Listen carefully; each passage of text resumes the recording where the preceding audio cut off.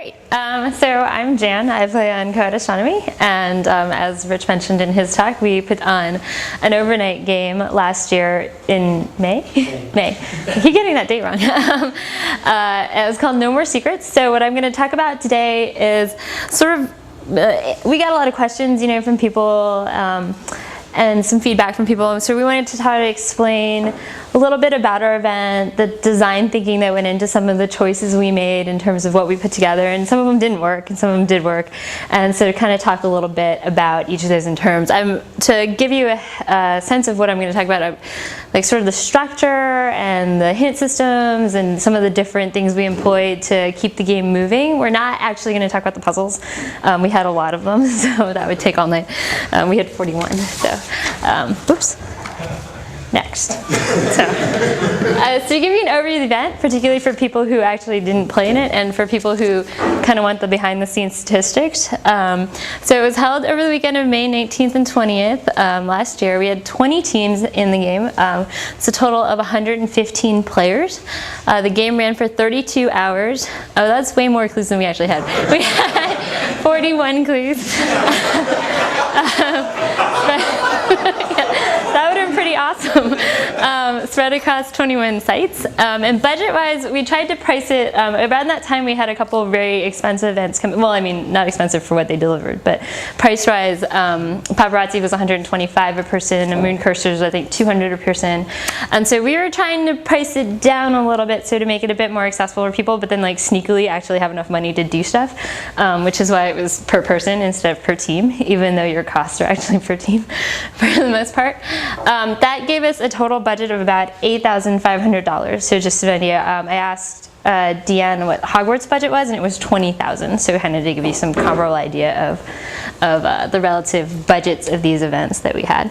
One difference, of course, is that Hogwarts gave van rental for everyone. Paparazzi provided food. Hogwarts also provided food, and we were like, no, we're not doing any of that stuff.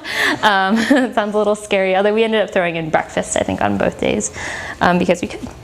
And then to talk a little bit about GC, this is a question I commonly get actually from teams that are either thinking about it or I think that have gone through the experience themselves. Is like, okay, what was your GC like and how did it work? We had 5 people basically run the whole thing and that were really like core. On the day of, I think we had something like 35 volunteers total that were like friends who often had like no idea what we were being dragged into. We'd be like, come stand here for 4 hours in the middle of the night and then people are gonna accost you. You should hand them these items. Like, and plus you have to wear the sticker. So we had a team of core of 5 people. We had run Bang 12 before, but as a team. So it was sort of following the classic Rich pattern, which is like run a Bang, and then it's like, okay, we did that and nothing broke, so we can kind of move on to something bigger. But hadn't really run a big event. I had run like a Microsoft intern game that was like ridiculous number of hours long and had terrible clues, and then which I think the rest of the GC mark will agree with me on that, and like a dorm game I think for some people, and Justin had run a dorm game, so like a little bit stuff like that, but not on the scale of something like this where we had 21 teams and we really didn't want things to break or get lost in there. Okay, and to talk a little about structure, I know some people talk about how their GC really has to have one person make decisions. That kind of really wasn't our thing. I think that's just sort of how our team rolls. It was very decision by consensus. People were very committed from the get-go. We had one person who wanted to start doing it with us, and then halfway through was like, my schoolwork is way too much, so she dropped out very early on. But in all, it was very we didn't really have a single authority. We kind of split things up a little bit by area, but it was very consensus driven, and we all still liked each other by the end, which is progress, I think. Mostly, yeah. There's a little cooling off period after the game, but it was pretty good. Okay, so to talk about, I guess we already had that. I forgot about the slide. Next. So to talk about the process of game planning, this is something I was very curious about when we were starting up, kind of like how much it takes before you actually approach an event. So for us, we really started talking about it. I mean, we'd always been like, oh, when we have our game, it's going to be so awesome. There'll be an elephant. It'll be so cool. But we actually sat down and said, we're going to do a game. You get the elephant for your event. In June 2006. 6. And at that point, we were tossing around ideas like theme and what kind of puzzles and what kind of structure we'd really like. And we set kind of a date for ourselves that was like, we're going to announce this to everyone publicly December of this year. And at that point, we have to make like the go or no go decision, which is like, we're ready, we're in good shape, it's going to happen, or like, this is a disaster, we're bailing sort of idea. And then I think we threw around some clue ideas, picked a theme over kind of via email. I mean, we saw each other socially, so there was some talking there. But we really started meeting weekly starting September 2006. So that was like 8 months before the game. We really started to meet every week. And it was just like, talk about stuff we have to do, run through clues we have, what progress have we made on a bunch of stuff. Everyone on our team designed clues. I don't know how common that is. That's just everyone actually ended up contributing at least one clue to the whole thing. Pretty typical. We would design it. Usually if you lived with someone who played games, you would have them vet it once. Otherwise, you'd just bring it to the whole team. And most of the early meetings were just us solving puzzles in like the 4th floor of Termin. We then did one conference room playtest. I don't actually remember when this was, but we bought in a bunch of our friends, and we tried to get a mix. Some of them were people who had played dorm games before and were pretty good at those, but hadn't really played full events. Some of them were friends who, played Shintekis and were, tried to get a mix of different sort of levels in terms of how like hardcore they were about it. Put them in a conference room, bought them pizza, and stayed all night. We were trying to get a sense of at least, when they get really tired, are they going to be really pissy about this puzzle? So we did that, and then 1 month before the event we did a full play test with 3 teams. We didn't ride along with them, we just had 3 teams actually go through, and with us kind of running from site to site right in front of them to like have the puzzle ready for them to get there. One thing I would say about process, we site scouted very, very late in the process because no one wanted to do it. You come to meetings and you'd be like, everyone was supposed to scout a site this weekend, and everyone would be like, I checked out, and in like Park 30 seconds from my house, right? We'd be like, I scouted Golden Gate Park. Like I think I scouted like Golden Gate Park like 3 times to like have that be my site. I was like, oh, this time I checked out the tea garden. So I don't recommend that. I think it showed a little in the way the clues came out at the end. Like we didn't have very many site-specific clues, and it's because we really didn't have any sites until fairly late in the process. It's something everyone kind of put up, and then at some point we were like, we need sites. We can't have a game without sites. So it's like, everyone, we're going to take 2 weekends, and we're just going to have this huge list, and we're all just going to go to them. And then it was actually kind of fun, because you're like, this is like a game without the puzzles. You just get to go to each of the sites. That wasn't so bad. And and in each list you were like, bathrooms, check, food, check, gas, check, wireless, So I would recommend you do that much, much earlier than we did, if you can. Okay, next. Okay, so I think everyone sort of makes the game in their own image is sort of my working theory of this, and so I kind of want to talk about what our design and priorities, because this is something we really talked about very early on, was like, these are the key goals and that we want to design for in our experience. And so the things we really, really, really wanted was a very smooth experience for everyone in there. This may be because we just watched Hogwarts go down, because we had helped GC on that event to kind of see what it was like for people much smarter than us to run a game, and to see what we could learn from that. And we were just like, oh my god, this is crazy, right? They have all these systems, they have charts, they have all these things that we hadn't even considered having, and all these things can go wrong. And then in the games that I'd run in the past, like clues will just like get up and disappear, you negotiate with the Krispy Kreme guy to hand them out, and then like the shift changes and the next guy only speaks Spanish, and you're like, so we've had stuff like this happen, and we really wanted to avoid that, because people were paying a lot of money to come do this, and we wanted to put on a really good experience for them. So that was very much a high priority for this. And the second one was logistics and staffing, mostly because we were really scared, because there's only 5 of us, and 21 teams is a very, very daunting number. We find that some people really like immersion, some people like the sites that you go to. For us, we really, really like the puzzles. Like it's pretty much, we kind of draw the line at like just puzzles in a room, I think, as a team, although some of us, me, will do that all day long. But for us, we wanted high quality puzzles and a lot of variety in the clue difficulties and activities. So we wanted this not just for the super hardcore teams who could whiz through them in like 20 minutes, but a little bit of everything. So even if we give you a puzzle that's pretty hard on the spectrum, the next one that comes along is something that's a little bit like a self-esteem builder, right? Like, okay, I got that one down. And then also to have different activities. So this is something I think games tend to do really well, and puzzle hunts actually, to sort of say not just this word puzzle skill, but also, you can be very charming skill, or, you can manipulate blocks or run a lap in a lot of heat very well. Sort of skill. Depending on the and of course, the big priority was we just really wanted them to have fun, and so that's why we chose a free instructor. Yeah. How early on in the process did you actually make this list of your priorities? Very, very early on. Like, it's sort of when we were starting and choosing themes, we were like, what do we all really want? And this was sort of like, what do I really like about a game? What could I cut? And and this is what I'm going to get to right next, is like, we're pretty good at some things and we're really bad at some things. And I think just to add to that is that we also knew we weren't going to get everything. Yeah. Good and bad. We just knew even if we were good at everything, we weren't going to be. It was our first time, so. Yeah. So what Justin said, we wanted to sort of prioritize what we could do because we knew we couldn't deliver everything in the kitchen sink. And so we also really talked about, like, as a team, what we were really bad at. And so we have a very strong bias towards word clues, which we had to actively play down when we were making clues. It's like, left to our own devices, we spin out like 41 word clues, and it's like, well, people might get a little tired of that. So let's see what we can do that doesn't involve like crossword clues. And then we're not very good at theming. We had this running joke where we were like, we found it on this guy's desk, so you must solve it before you can find the next clue. It was sort of our version of theming. We're not that great at plot, although I think it turned out a little bit better than we expected, although our bar was very low. We're terrible at acting. We people do these great immersive dramatic entrances with like fog and helicopters, and like none of us could picture ourselves doing that at all. I think we just feel a little silly. So no. We're very bad at site-specific puzzles, at creating them, and then we're also really bad at creating meta puzzles. So we were like, okay, let's just low prioritize most of those very early on. Okay, next.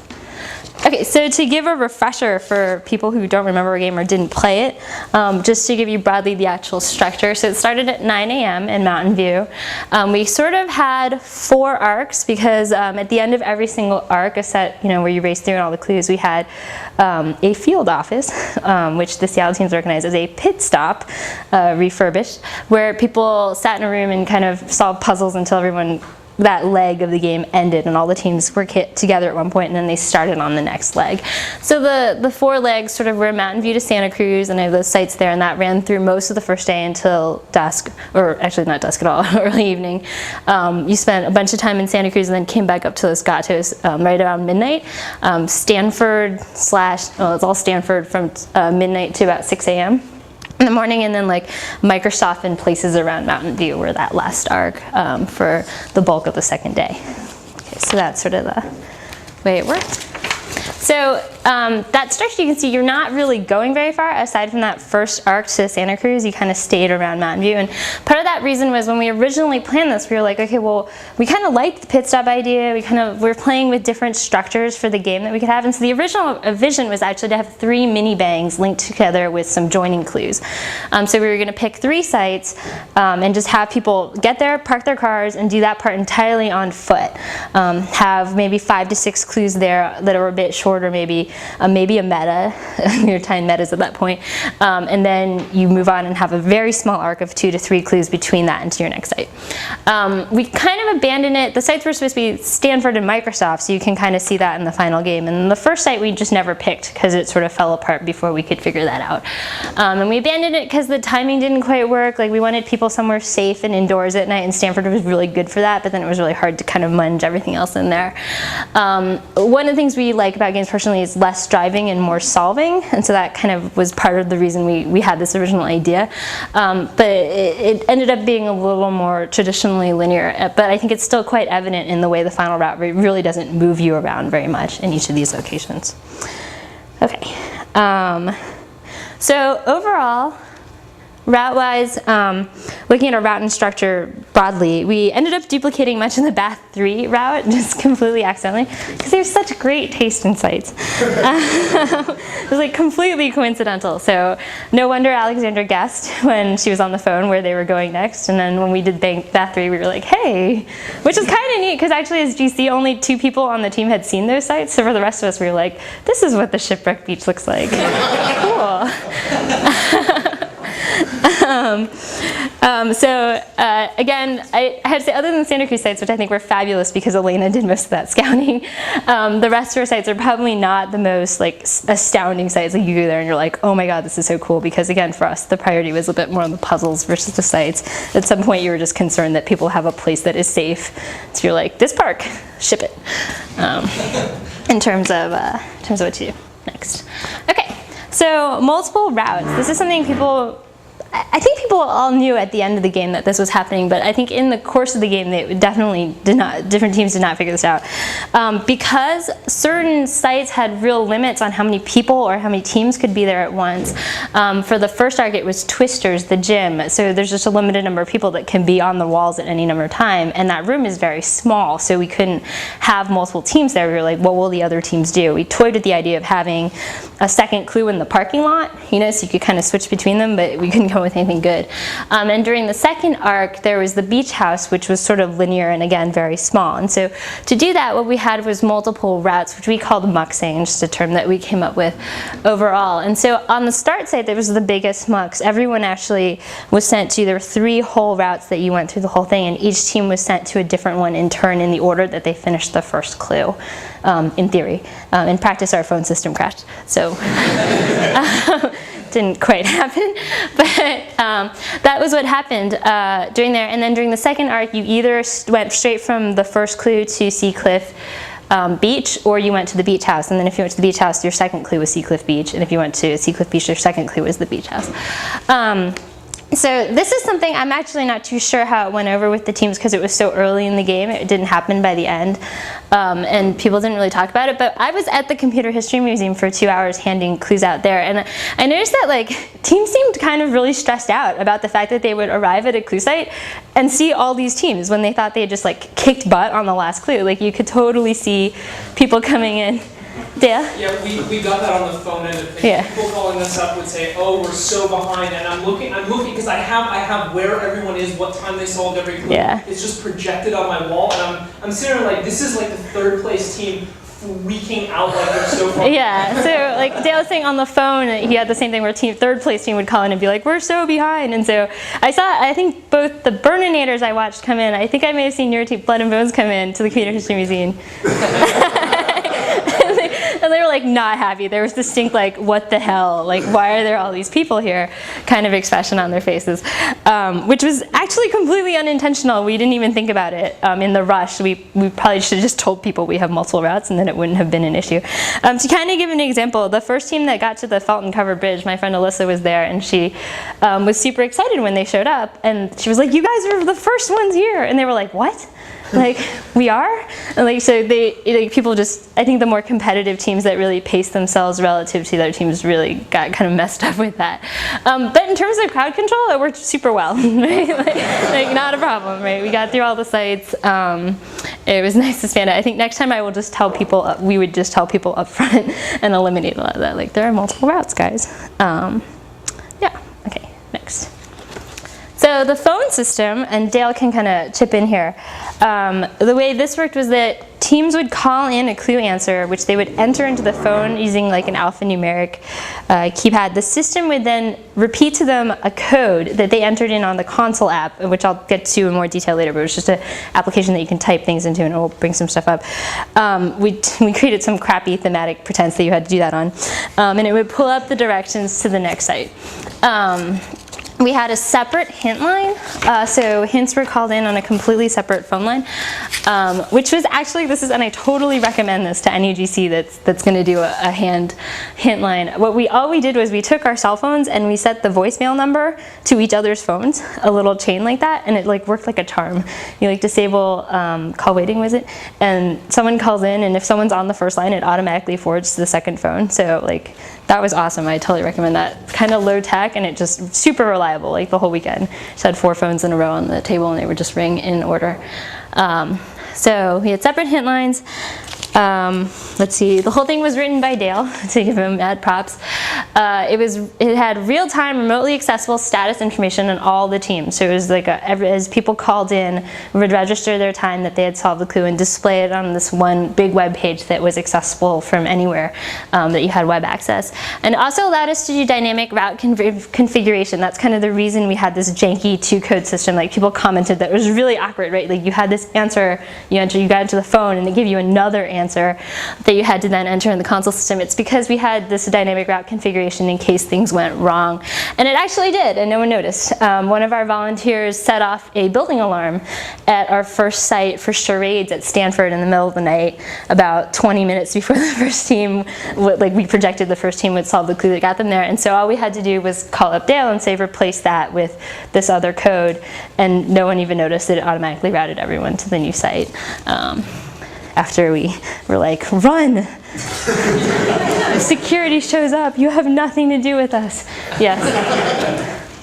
So one of the discussions after the last mystery hunt has been that teams are starting to get together to build up a base of software, because each of 40 teams has their own software that lets them keep track of clues and status and so on. That's kind of silly. And so one thing I hope you guys will do is make this available, even if it's cruddy code or whatever, because this is the same thing the Burninator did for their asterisk system that they did in their game.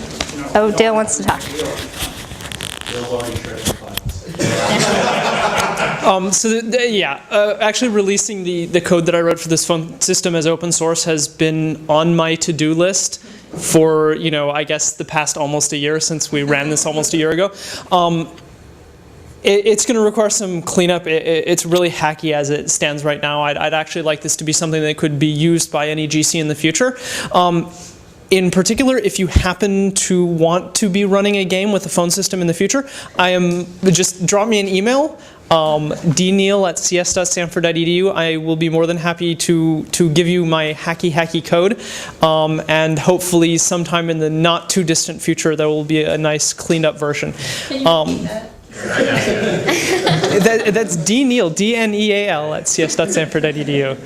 But it's basically just run an asterisk server on Linux, get some VoIP lines from some not too expensive, hopefully, provider, and then Who's your provider? I used Voice Pulse Connect. What was really nice about them is, we could get it with like just one. I think we bought it with like 1 or 2 phone lines. I think it's, if you register a number with them, they give you like the first 2 phone lines free or something. And so we had that for like 4 or 5 months while I was developing all the code, and so we could easily just test it. And then like a week before, we purchased like 6 more lines from them, and then just like day after, I canceled the account or whatever. So. Do you have any stats on how hard it was hit? How many simultaneous calls you had? You have all of that, don't you? Yeah, I actually have a graph that I did. Unfortunately, the time that had the most number of simultaneous calls was also when the phone system crashed. Sadly enough, it was actually kind of interesting. The MySQL server, the runaway thread, who knows what caused it, and I just pulled the plug, plugged it back in. I'm like, I can't deal with this right now. But It was not happy. it actually turns out that the way our phone line system worked, because the phone calls were all so short, it was call, punch in a code, and then you get back, it says Apple, and you're like, okay, hang up, plug Apple into your computer. For the most part of the time, I mean, my graph of phone calls is just like that. It's 1 call at a time. Every now and then we'd have 2, maybe 3 overlapping, but aside from that initial hit, I don't think there were ever any more than 3 or 4 simultaneous phone calls. So. Mastermind probably had a few. The mastermind clue, people were actually pretty spaced out at that point, and I think it only did hit 3 or 4 at the top. So. We actually put that in a route deliberately in the route at a place where, like, we didn't put it like right after a bonus site on purpose. Like we were really worried about mastermind actually. We worried about everything. We were a very neurotic team. Same question for your hint system. How much overlap? Yeah, on that actually, but because we separated the confirm and hint, the hint system was super low volume actually. We had allotted 3 people to handle the hint system at all times based on Hogwarts, having done it for Hogwarts. And I think twice all three of us were on the phone. And for the bulk of the night, like Justin was easily able to do pretty much all the hint line stuff by himself. So that was one really big advantage of having the hint line separated from the confirm system and having the confirm system handle things automatically, which just the hint line was really, really super reliable. We also had a database where for each team we typed in what they called in for hints. So you could look up, if a different person was fielding the call, you could look up what the previous time they had called in, they had asked about. So in theory, that would give you a little continuity in terms of giving hints. To talk about when it crashed, I recommend if you do an automated phone system, you tell the teams only to register at least one phone at a time or space them out. We actually kind of talked about this. We were like, what if everyone registers everything at once? But for some reason to us, it was like inconceivable that teams would ever register more than 2 phones. And so we were like, oh, it'll be fine. And then like everyone registered every phone as near as I can tell within like the same 5 minutes right after we like released that information. And so the phone system promptly went down. And as we were driving back from the first site to GC, so of course no one was at GC. We were like, what's going on? That's it. Actually, to add a comment, if you want to do multiple routes with this muxing, don't do it on the first clue.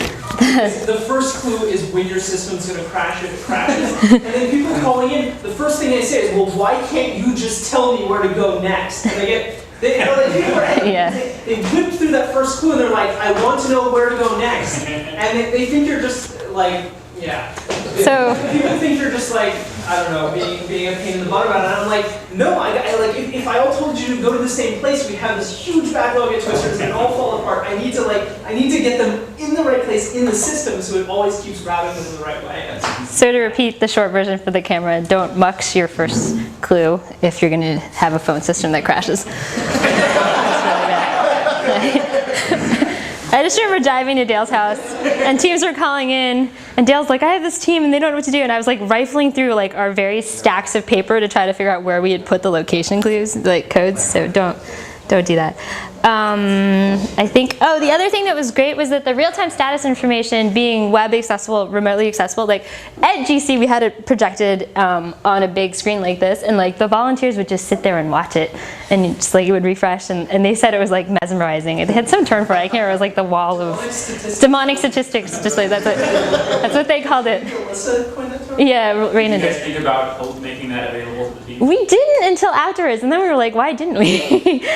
So we totally could have. I mean, the web address was completely available, so people could have, like, I sitting out in different parts, remote parts, would totally have it up on my cell phone. It was great as someone who was working remotely as a site. You could track, pretty closely when the next team was going to come hit you, because you'd see they hit that solve time and you'd be like, okay, well, it's about 15 minutes drive here, so I know, I can go get coffee, but I have to be back in about 15 minutes. So that was really, really helpful. Careful about revealing too much about what's coming ahead. Yeah, I guess that's one thing. But I think you could do, with a little work, I think you could actually have something that allowed the teams to see that. And by now, so many of the teams have web access and web access on there that it would be pretty cool. Let's see. Yeah, I think the estimate that GC column volume on the hint line was, I think, 100 calls total. I think they said? Really low. Yeah, it was really low, super easy, so that was nice. Okay, next. So the downside, the dual, I kind of already went through this. I should have put my slides here. But on the whole, other than the fact that people had to do the 2 code entry and the fact that it crashed in the first 10 minutes, like for us, it worked super well, we thought. It was like really just nice and everything. We didn't have to really think about it. I had all these papers just in case everything failed. That was like my backup system was like paper, but fortunately we never had to do it. Okay, next. Okay, so in terms of reusing code, sort of a comment. So our console application was actually borrowed from Crania, so the guys who ran one of the Robobly games that we play tested for them, and they had this sort of elaborate console plus against a call-in phone and hint system. And so we actually borrowed their source code directly in this case for this application. So what it was our version of the Shinteki Palm. We didn't want to pay money to rent palms, and we like coding, so we sort of retrofitted the Crania application, although not too much actually. So it provided a detailed description of all the locations. So when you typed in the console clue, we didn't want to be limited in terms of when you encode an answer to a clue to just be like restaurant, you know, Hobie's in Sunnyvale. We wanted to actually also give you a little bit more direction. Some of the places were a little tricky to find, where to park, that kind of thing.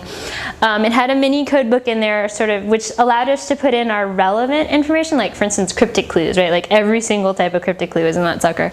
Braille, you know, all the typical stuff. And one thing that did not come up in the full game but came up in playtest, we had digital backup copies of every single clue on the route in that, encoded into that console. And so, and it's actually encoded, like they run through encryption and everything like that. So binary hacking was very difficult. Jesse was really into that because I guess he used it for a Microsoft game, and I think so he's very worried about the interns hacking it. And so what we did initially to make sure everyone would run it, I think we gave everyone the stats you would need, distributed initial shell program that it loads a binary file. And then on the day of, we ran around with USB sticks that had the actual full binary with all the clues in it, and had that on the day of the game. Let's see, next. Okay, so again, we're like super neurotic about potential errors. That was really nice to have all the clues there just in case. So during the playtest, what happened was our audio stuff got totally wrecked on the sound clue, and the one in Cuesta Park where you had to listen to it. And so we were able to just say, the GC on site was able to say, okay, hand me your laptop. I'm just gonna go ahead and type in this code, and then boom, it pulled up the MP3, and the team could continue doing it. And so that was the idea, seeing clues get lost. We also were able to load in Java apps on the thing, so we started kind of leveraging it for a little bit more than that. So for the, what do people call it? We call it surveillance. The Cryptic Studios clue, where it ended up being the game of life, the initial version of it was like way too hard, reamed people. And so we added in a little helper application there that we wrote in Java on there. Sort of the cons there, people had to lug around a laptop and a power inverter. I think this got a little awkward sometimes, but actually I think nowadays most teams have that. Like the Robley game, for instance, which is a dorm game for undergraduates, most of who have not played, requires that you have a laptop and a power inverter in order to play. They help subsidize the cost of the inverter. So I think it was pretty safe to say, okay, you have to have an inverter, wouldn't be too much of a burden for everyone. But again, the downside is that the dual code system was a little bit kludgy. But we liked the peace of mind, I guess, the whole thing brought. Okay, next. Okay, so bonus clues, not the clue sites, just the clues themselves.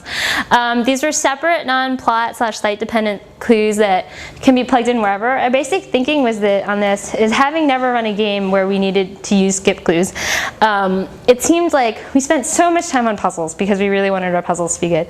And it seemed weird to us to have this puzzle that, you know, only certain teams would see at one location, and then even if that team later fell behind and another team surged ahead, they would just never get to see it because it was tied to that location. And so that's kind of where this bonus clue idea came in, where we were like, okay, well, what if we had skip clues that you could kind of plug in anywhere, and how could you make that work? And then we also really liked, you know, the pit stop idea from Mooncursor. So most of these clues that were bonus clues were actually written for the full game in mind. Not all of them. We had a couple in there that were just supposed to be really hard if you got to the end of the queue.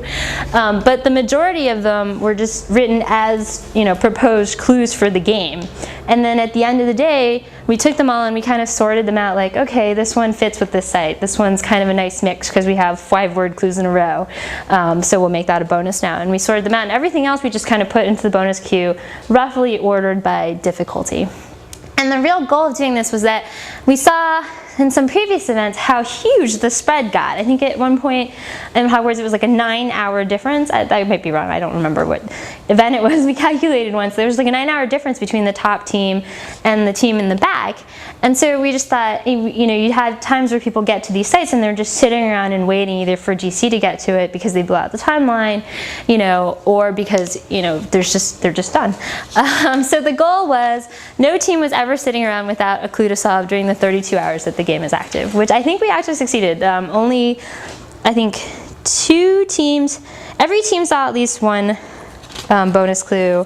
5 Blind Boys and the Burninator saw them all, which by our time estimates was crazy. We actually did not expect anyone to see, much less solve all of them. Like the ones in the back were, the last 2 were pretty rough.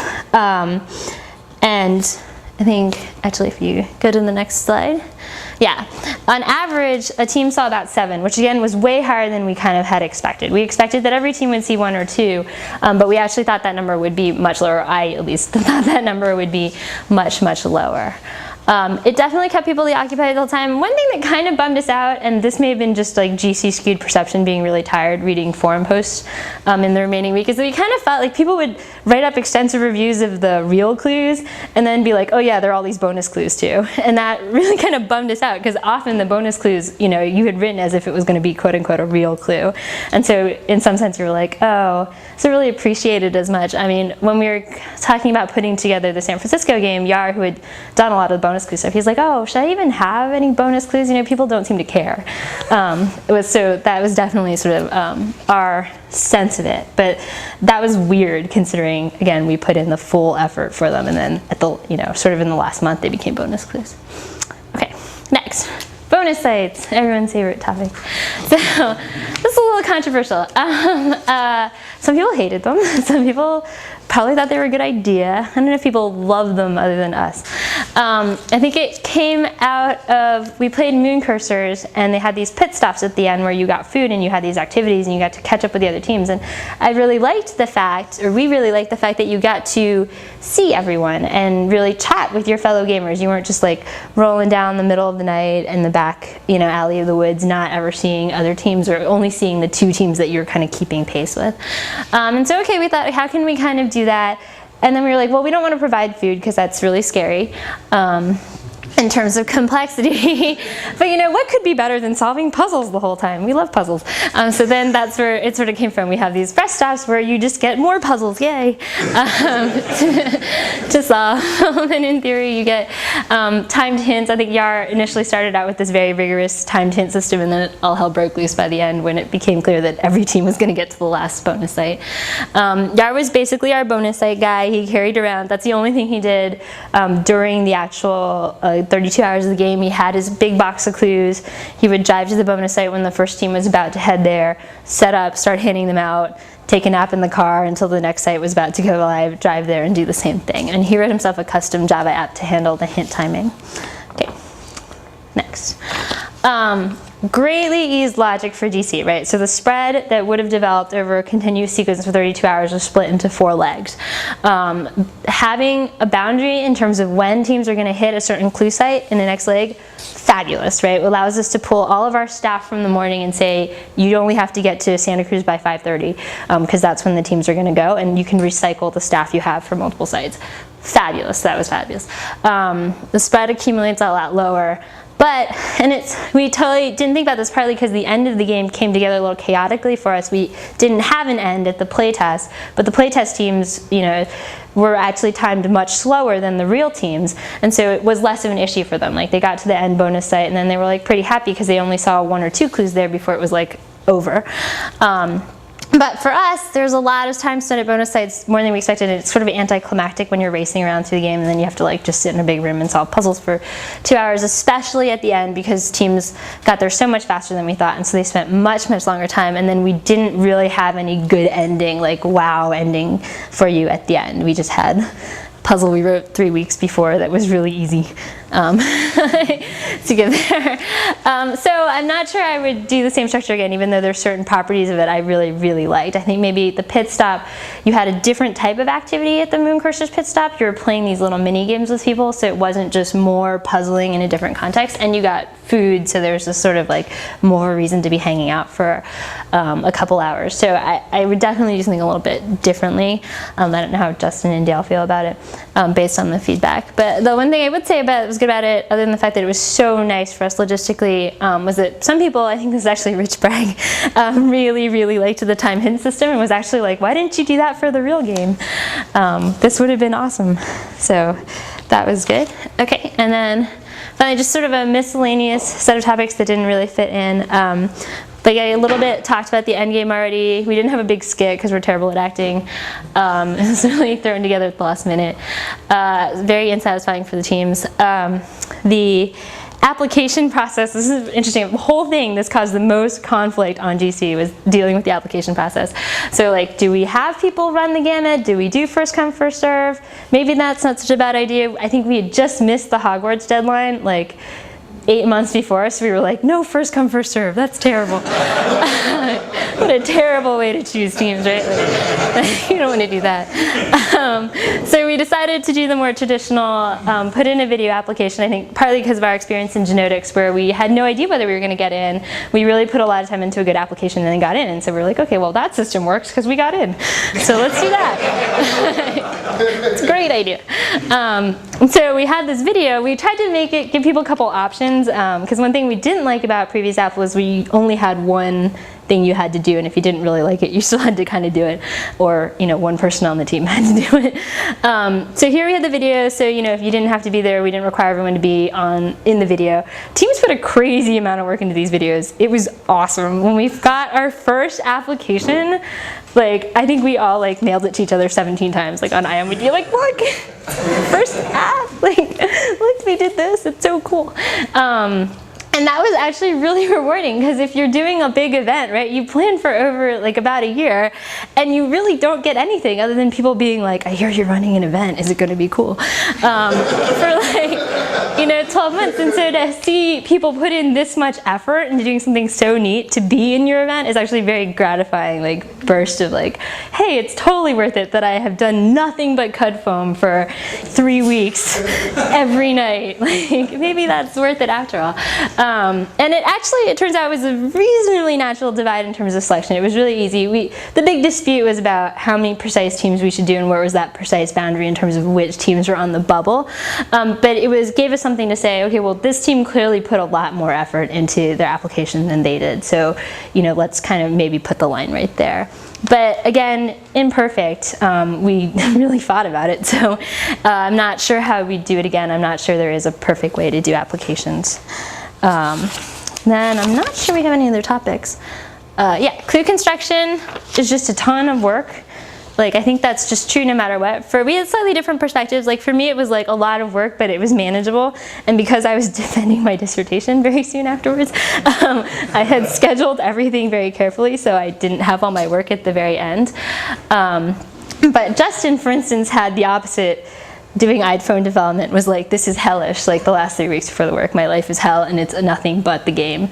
But it wasn't actually too bad for us. I heard people were saying 2 weeks before the game, you will be doing nothing but the game, for 24 hours, 7, the entire 2 times. And for us, we actually weren't up too late before the night before the game. We were all tired because we couldn't sleep because we were very excited. But it was 2 nights of the game we were up very late. But the rest of the week was actually, for me, reasonably chill. For Justin, still hellish. Okay, next. Okay, so in summary, I guess if you have one, game design firmly much reflected our priorities in terms of what we liked in a game, what we didn't like in a game, and what we hated in a game. The design of the hint and the call system came in really early on, and that helped us really shape a lot of the other decisions, let us not have to do some stuff and enable us to do a lot of stuff. And the big lesson I think I learned is no matter what times your playtest teams clock, the actual teams will solve it much, much, much, much faster. We took the playtest times and we already multiplied them by ridiculous multipliers to kind of do the planning. And then you guys came in and just blew it away. So we're like, damn it. So that's kind of it. Have any questions?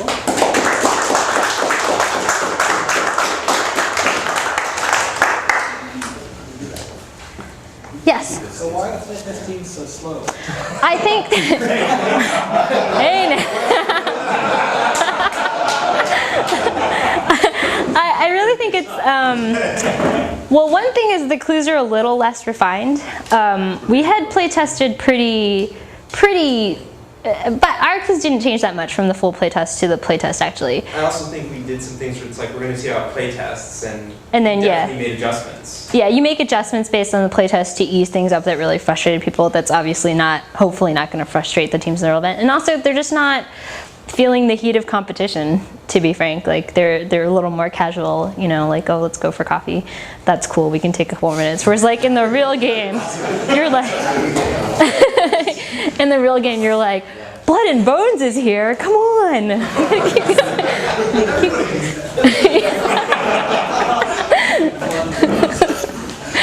So I think that was part of it.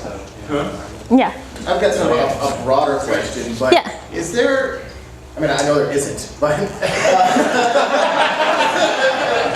I love it, and sort of in the vein of some of the open source software, you know, sharing amongst teams in the game community.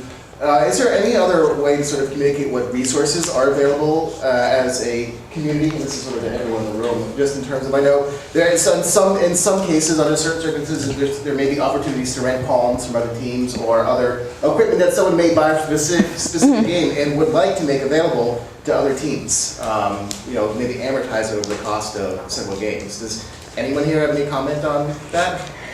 So no, there isn't. So for the camera, he asked whether or not, whether or not there was some sort of system for teams in the community to share / reuse the software that's been developed or the different systems that have been purchased, which there isn't.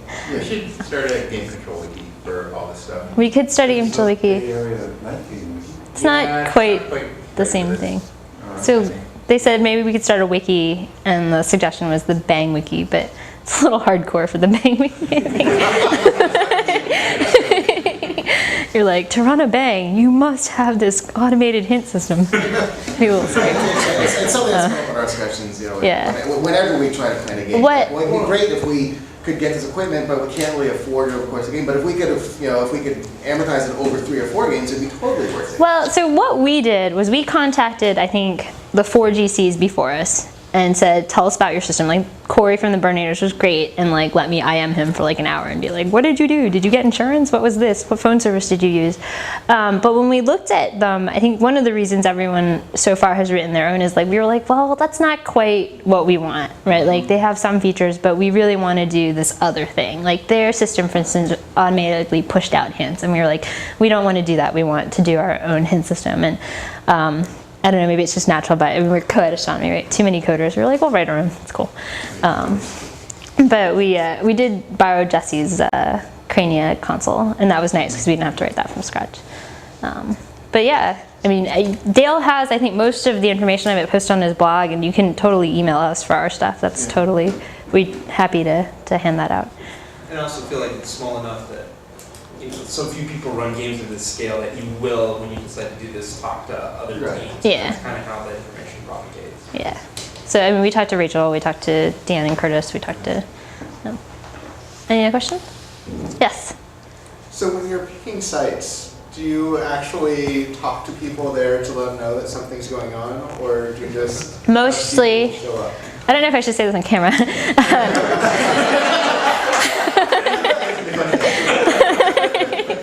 For the most part. Cuesta Park, we tried to get a permit and they told us not to, and just not to tell anyone. They were like, if you request a permit, like, someone might have the chance to turn it down. And they were like, if you don't request a permit, you probably won't ever get turned down. And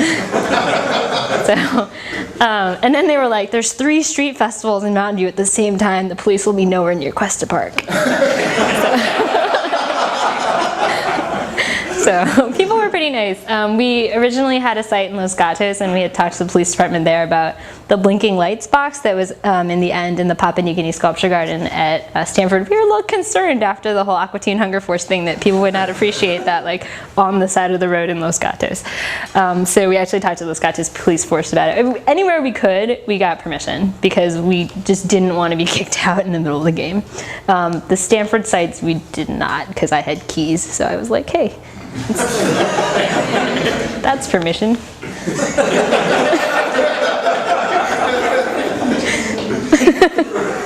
And then we set off an alarm. Also, some poor guy was doing his quals in the middle of the, we call it Tree of Life, but no one calls it that. The DNA. The elements clue. Like, I was putting it out, and this poor guy's like doing his quals, and I was like, you might want to shut your door the next couple hours. So, you know. But we tried to put signage up, like all the boxes in Cuesta Park had like contact numbers, like if this is freaking you out, like it's for a scavenger hunt, call us. You know, we had our contact numbers on there, and I was actually crazy paranoid about that clue because it's like 38 boxes everywhere, so I was like patrolling the park, and anytime someone with a dog like got near a box, I would like come running over and be like, do you have questions? Leave that alone. So and even in Termin we had signs posted. One thing that kind of offset that is that we made the decision to put people at every single site. Like, we had someone monitoring it there. because I've had clues just walk off, so it's like, we'd rather have that not happen. That's expensive though, because then you have to put someone everywhere in the middle of the night. But that, I think, tends to offset it a little bit, Other questions?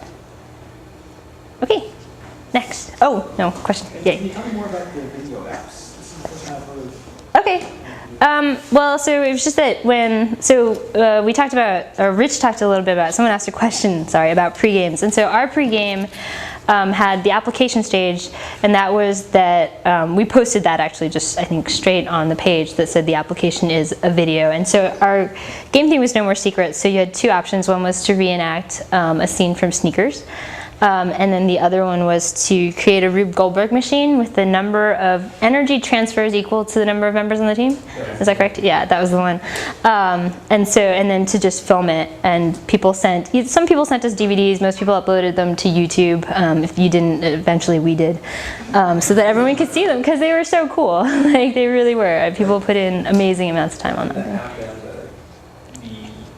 The videos are still online. Yeah, the videos are still available online right now. And then one of the pre-clues that we had on there, if you decoded it, would tell you to put a wombat somewhere in your video, which if you watch the videos now, you might be like, why are there so many wombats? That's why.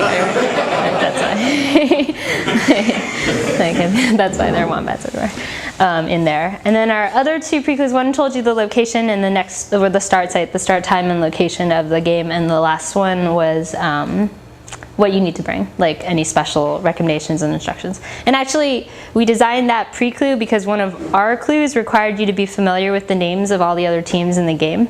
And so that pre-clue was actually deliberately done where in order to solve it, you have to look at the names of all the other teams in the game so that when you got to Felton and got the audio clue that took you to Felton, you could say, right, double X rated is in the game, right? So it is something I'm familiar with. Because that was a problem for the playtest teams. They had no clue.